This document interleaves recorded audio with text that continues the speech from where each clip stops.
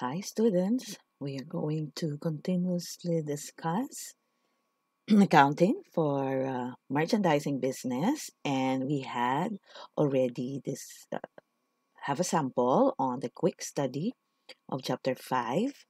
So let me introduce again or expound on how to treat activities of merchandising business. Okay, so let's be sure that this is being recorded. Okay, so let's start. We all know that this is called merchandising business because what you are selling are goods, something that is tangible. And in this particular case, we would be differentiating service business from merchandising as a review. And we have started with describing and illustrating financial statements of merchandising business. We would be reviewing on the accounting for the sale of merchandise, as well as reviewing on the accounting for the purchase of merchandise, then how to account for transportation costs, the trade discounts, and the taxes, and illustrate the dual nature of merchandising transaction. Why that is a dual nature? Because what you are exchanging, kasi di ba sabi natin, ang transaction exchange. So what you are exchanging uh, is with regards to your goods, so there would be a duality of its nature. Then again, you will practice on the preparation of the chart of accounts and review on the accounting cycle and introduce ratio, to determine how effectively we manage our business, to achieve our goal. Now, we know that your service business, we just group the revenue, no? And group all the expense. So that's why this is single step. And if it is merchandising, it is multiple steps. So we have the cost of goods sold or the cost of sale or the cost of merchandise sold deducted from sales, and you have gross profit or gross income. In this particular case, um, it does not reflect outright the tax. It's just after the operating expense, you have already the net income before tax, because your operating income is also called net income before tax. Then what comprises operating cycle again? How do we define? Operating cycle is the time period that you have to wait for all the goods that you have purchased be converted to cash. Kumbaga, binili mo, halimbawa, ang produkto mo ay magbenta ng notebook.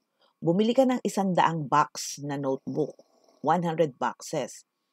Gaano katagal ko ba iintayin para maging pera ito? So, yan yung operating cycle. So, pag operating cycle, ano yung pagdadaanan niya? O edi, ang mangyayari, magiging inventory siya, di ba, pagka nagbenta ka, pwedeng papautang mo muna o di magiging AR. O pwedeng pag binenta mo, magiging cash.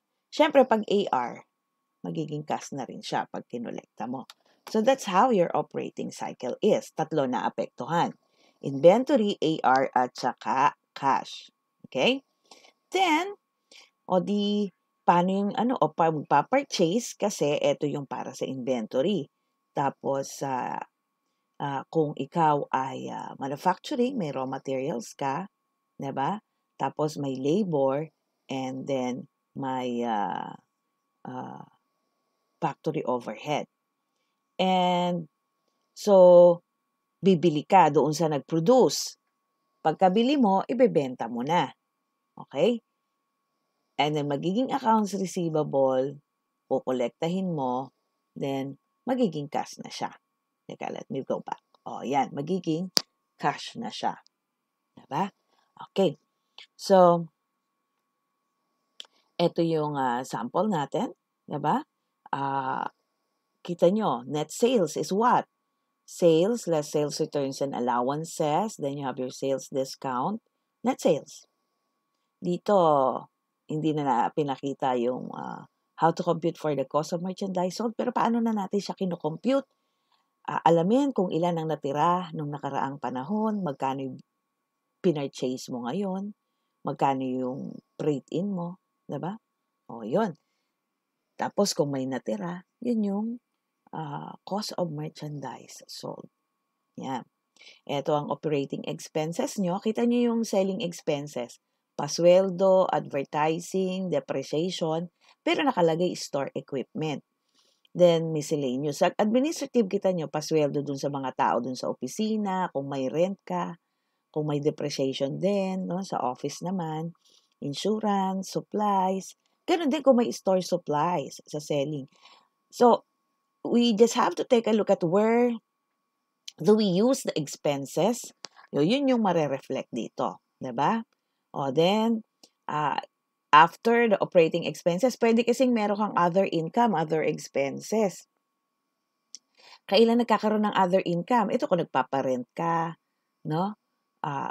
Kung may ginastos ka na interest sa utang mo. Ganda kung may interest income ka. Diba? O, yun. Yan. So, we have now our net income before tax. Then, bakit natin kailangang ibalik tanaw yung periodic method at perpetual method? Alam naman natin, ang periodic method, ang nire-record lang natin ay yung pagbenta. Hindi natin nire-record yung sa journal entry yung cost of sale. Tapos, ito, kailangan at the end of the period mag-a-adjust ka pagka periodic method. So remember, pag periodic method, ano na yung ginagawa natin pag periodic method? Pag periodic method, hindi ko makita yun. Pag periodic method, we record the sales and then there is adjustment at the end. Diba? For the cost of sale. And then pag perpetual, you record the sales, you record the cost of sale. Diba? Ayan. Updated lagi yung inventory record mo. Diba? Hindi katulad sa periodic, hindi mo agad makikita. Yan. Kailangan mag-physical count ka. Pero, whether periodic or perpetual, at the end of the period, nagpi-physical counting, pero most crucial yan sa periodic method. Okay? Now, how about the cost of merchandise purchase? Yan. You have to record the gross amount of purchases. You need to determine purchase returns and allowances and purchase discount. Ano na ang nature ng purchase returns and allowances? Return, syempre binalik. Allowances, kailan magkakaroon ng allowances? Pagka tinanggap mo yung delivery, tapos nanghingi ka lang ng bawas sa ibabayad mo kasi hindi lahat nasunod yung, halimbawa, yung kulay, or other agreement that you had, no? But it's still acceptable yung goods, kaya tinanggap mo pa rin as buyer. Purchase discount, ito yung, di ba, maaga ka nagbayad in full within the discount period. Yan. So you have your net purchases. We're going to add freight in or transportation in. We have the cost of merchandise purchase. Okay? Pag dinagdag mo dyan yung beginning inventory, ano magkakaroon? Tama. Cost of goods available for sale. Yan, pag beginning inventory. Paano natin malalaman yung beginning inventory? Kailangan alam mo yung natira nung nakaraan. Dapat alam mo kung ano yung calendar period ba sila o fiscal year period, diba? O, yan. Cost of merchandise sold naman tayo, or cost of goods sold, or cost of goods available for sale. O, ayan, kita nyo siya, beginning January 1. So, calendar siya. O, pinakita na uli yung kanina natin, diba? Yung cost of purchase, diba? And then, you have to deduct merchandise inventory and to review na to. So, you have cost of goods sold. Okay? Ito yung single step. Pwede naman, 'di ba? Yun, pagsamasamahin mo lahat ng kita, pagsamasamahin mo lahat ng gastos, yan, may net income ka. Pero mas ginagamit class ang multiple step, ano? Okay. Um, Bakit pinakita tong retained earnings statement? Um, our topic for this semester will cover both corporate and sole proprietorship. Okay? So, hindi katulad nung last sem na sole proprietorship lang. That's why you have yung conceptual framework and accounting standards applicable to both sole proprietorship, corporate, and even with partnership. So, all forms of business. Now, if you notice, we are going to add the net income, diba? And then deduct any dividends given. So, yan. We have already the retained earnings statement. Then the balance sheet, take a look at your balance sheet. Di ba sabi natin ang current asset arranged based on liquidity. So you see cash, receivable, merchandise inventory, office supplies, and prepayments. Ang wala lang dito ay short-term investment. Then we have property, plant, and equipment. No? So our total asset is 261,560. You have your land, store equipment, less accumulated depreciation, office equipment. Okay, and how do we call 21,400? This is your book value. Diba? 21,400 is the book value. 27,100 is the depreciable cost. Okay? Ulit. Yung 15,570, ano ang tawag ulit? Tama, depreciable cost. Yung 10,850, ano ang tawag?